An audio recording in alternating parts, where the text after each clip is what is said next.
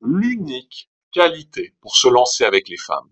Quelle est cette unique qualité qu'il faut? La seule chose vraiment qui importe. Ever tried, ever failed. No matter. Try again, fail better. Samuel Beckett. Je vous le donne dans le mille. La seule qualité absolument indispensable pour se lancer en séduction, c'est d'ignorer l'échec. Effectivement, on peut séduire sans être très beau, sans être très drôle, sans être très intelligent, sans être très confiant, très sûr de soi. En revanche, il est impossible d'avoir du succès si on n'accepte pas d'échouer. La peur du rejet est d'ailleurs le plus grand frein du débutant.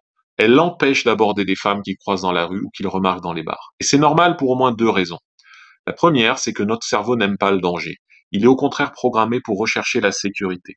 Ce qui explique au passage pourquoi la plupart des gens restent salariés toute leur vie, alors qu'une bonne partie rêve secrètement de créer leur propre entreprise. Et la deuxième chose, c'est comme si ça n'était pas suffisant. Nous avons été élevés dans un système qui ne tolère pas l'échec. On nous a appris à avoir des bonnes notes à l'école, à être sérieux, à travailler bien comme il faut pour trouver un boulot stable. Or, dès qu'il s'agit de relations humaines, impossible de plaire à tout le monde. Regardez simplement dans la rue le pourcentage de filles qui vous plaisent vraiment. Vraiment, pas parce que vous n'avez pas une fille depuis longtemps, mais vraiment. Je suis arrivé à un stade où j'obtiens un numéro pour trois, quatre filles abordées. Quand on y réfléchit, c'est énorme. Mais ça veut surtout dire qu'il faut invariablement accepter deux rejets ou trois rejets pour un numéro. Le constat est clair, pas de réussite sans échec.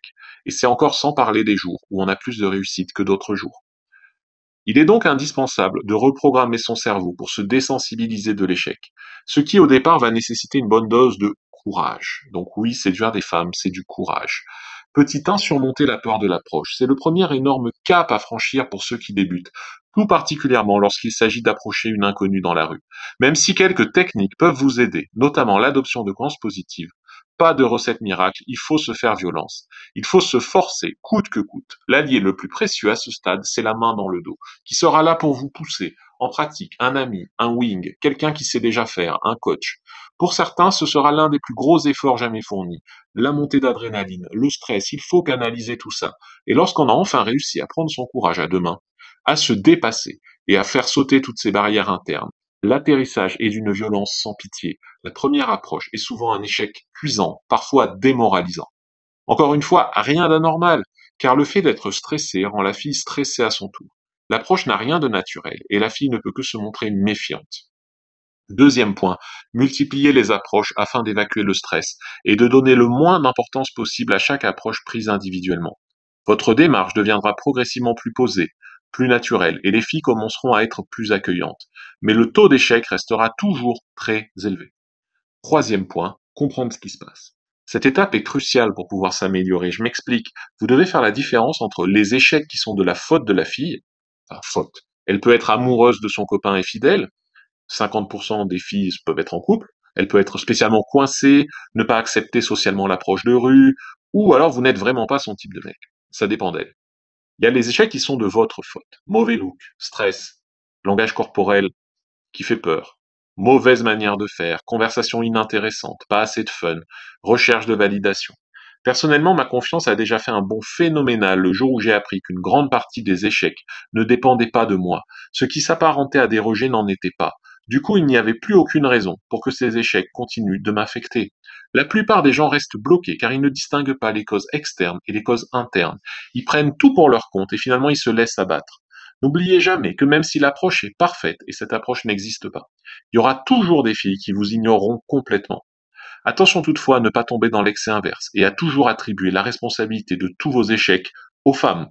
Si vous ne vous remettez pas en question, vous ne progresserez jamais, et votre réussite ne sera que la conséquence de la loi des très grands nombres, et c'est vraiment dommage. Pour les échecs qui sont de votre faute, vous avez fait des erreurs de séduction. Là, effectivement, ça peut faire mal, et il vous reste plus qu'à tuer votre ego. Ayez l'humilité de reconnaître que vous avez des progrès à faire, et que la seule manière de vous améliorer, c'est de tester, d'expérimenter encore et encore, de changer de méthode, de vous adapter, jusqu'à ce que ça finisse par marcher. D'autant plus que la fille ne vous rejette pas vous, mais votre approche qui n'était pas bonne. Je crois sincèrement qu'il y a une leçon à tirer de chacun de nos échecs. L'échec est une réalité indispensable à la progression, dans le sens où chaque échec vous rapproche un peu plus du succès. Finalement, seuls les résultats comptent. Lorsque vous verrez les choses de cette façon, l'échec sera indolore. Vous commencerez à apprécier pleinement le processus de progression et vous en viendrez presque à aimer l'échec. Dernier détail d'importance, appréciez pleinement le processus d'apprentissage. Ne vous mettez pas la pression. Au contraire, faites-vous plaisir et amusez-vous. Le mot de la fin. La philosophie échec égale succès dépasse complètement le cadre de la séduction. Elle fait partie de l'ADN des grands hommes. Dans le monde du business, dans tout le monde, tous les grands hommes ont beaucoup échoué, les inventeurs, avant de réussir. Elle est l'ingrédient essentiel de toute grande réussite. Elle fait la différence entre ceux qui atteignent des sommets et ceux qui ne sortent jamais de la masse. Le seul véritable échec, c'est de ne rien faire. Bon, si vous n'avez aucune de ces 4 qualités, vous partez quand même avec un sérieux handicap.